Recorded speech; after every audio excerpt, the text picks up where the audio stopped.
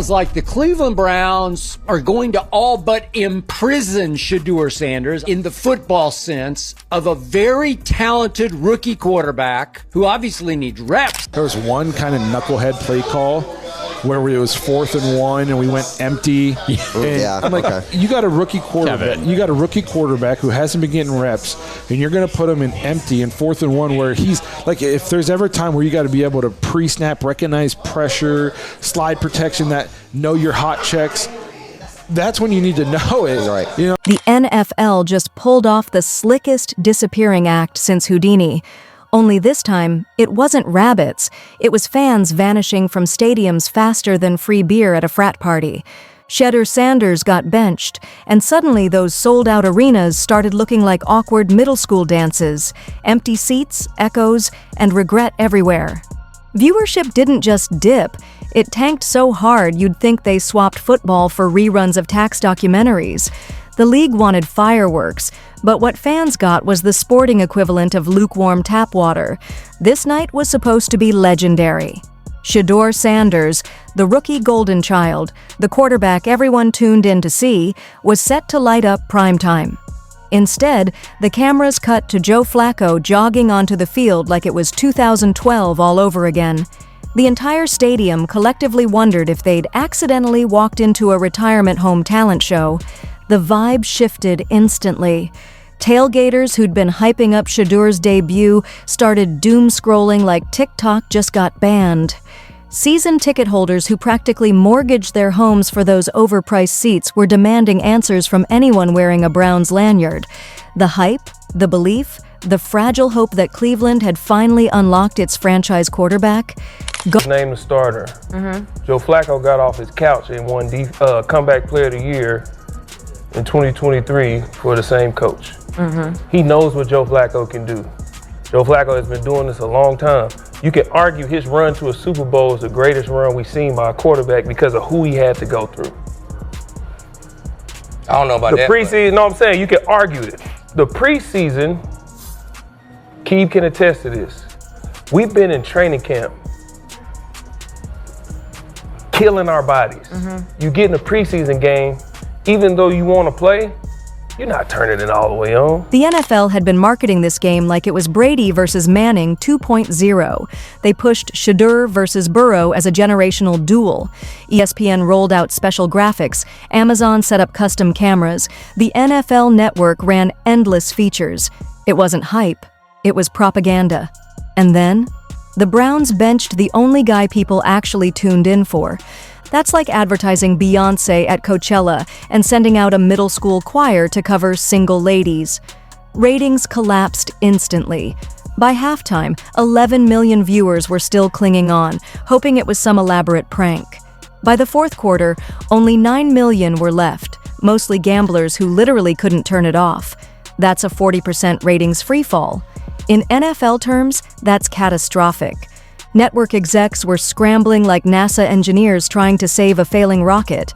Advertisers demanded refunds. Somewhere in a boardroom, a panicked suit probably asked if they could deepfake Shedeur into the game to salvage the broadcast. And it wasn't just TV. The fallout crushed everything the NFL makes money on: streaming, fantasy football, betting. The entire ecosystem collapsed because the one guy fans tuned in for was standing on the sidelines looking like somebody stole his car. By the third quarter, stadium sections were empty. Concession stands weren't buzzing with food sales. They were packed with angry fans venting at anyone unlucky enough to be wearing a Browns cap. Even the merch stands turned ugly. Shedeur jerseys that had been flying off shelves for weeks suddenly came boomeranging back. One vendor called it Black Friday in reverse. Instead of buying, people were returning. That's how deep the betrayal cut. And this wasn't just angry fans overreacting. Shedeur himself was blindsided. Insiders say he didn't even find out he wasn't starting until about an hour before kickoff. After warming up, after mentally prepping for the biggest night of his young career, boom, pulled. Imagine prepping for your own wedding, tux on, vows ready, only to be told, actually, you'll just sit in the back pew while your ex marries someone else. That's the level of humiliation. Teammates reportedly saw Shedeur furious, tossing his helmet, storming toward the locker room before veterans stepped in to calm him down. And the defining image of the night wasn't a touchdown or highlight play. It was Shedeur on the sideline, helmet off, arms crossed, looking like someone robbed of his moment. So why Flacco? Kevin Stefanski's poker face fooled no one. His confidence act wasn't strategy. It was desperation. And that decision didn't just tank the game, it cracked the locker room in half. Offensive players who built rhythm with Shedeur suddenly had to adapt to Flacco's limitations.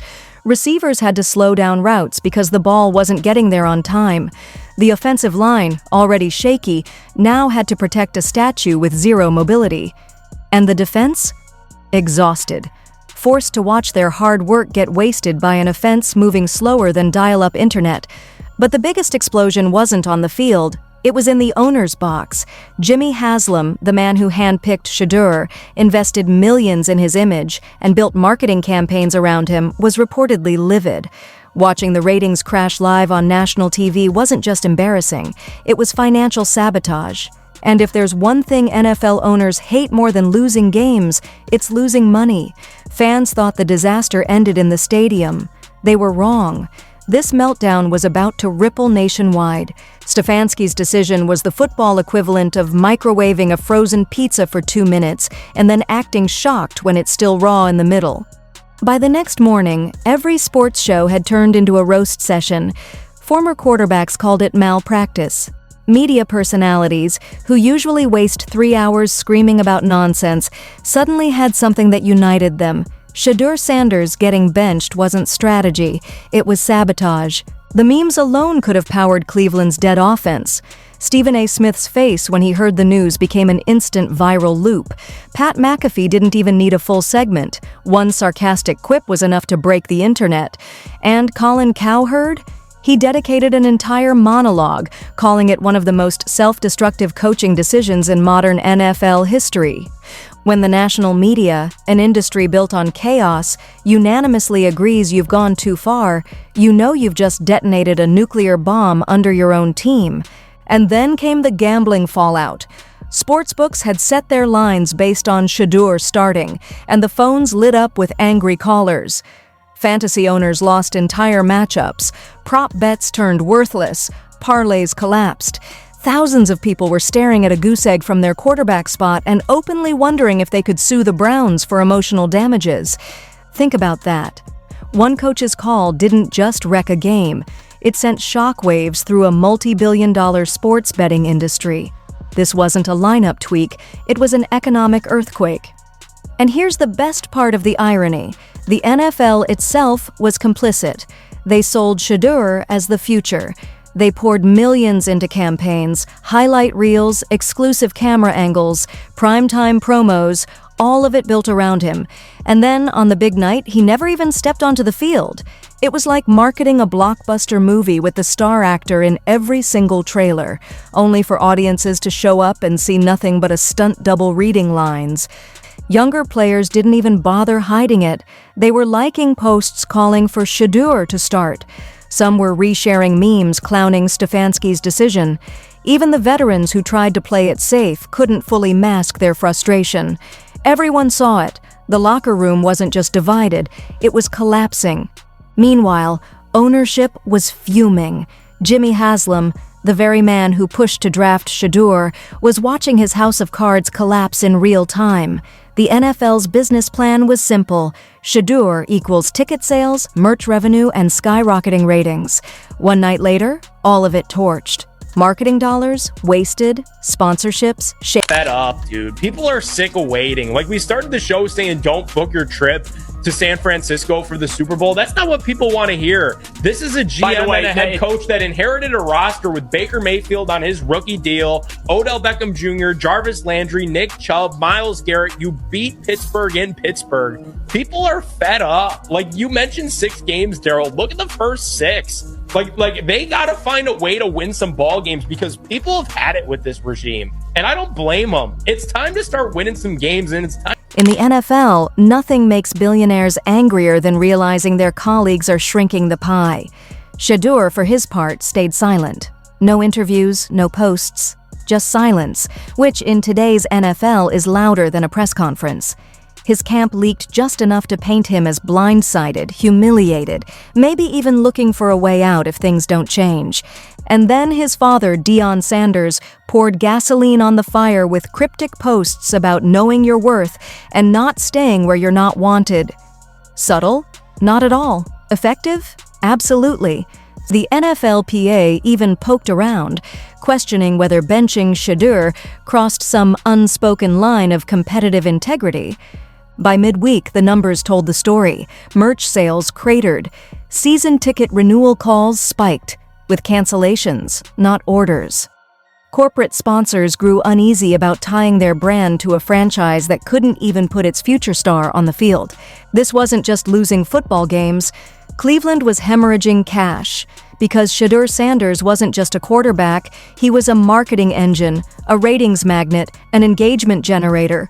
Benching him was like shutting down the power plant, then acting shocked when the whole city went dark. Stefanski might have thought he was asserting authority, proving he could make the tough call. Instead, he exposed how fragile his authority really is. In today's NFL, coaches who ignore the entertainment business aren't just behind the times, they're dinosaurs waiting for extinction.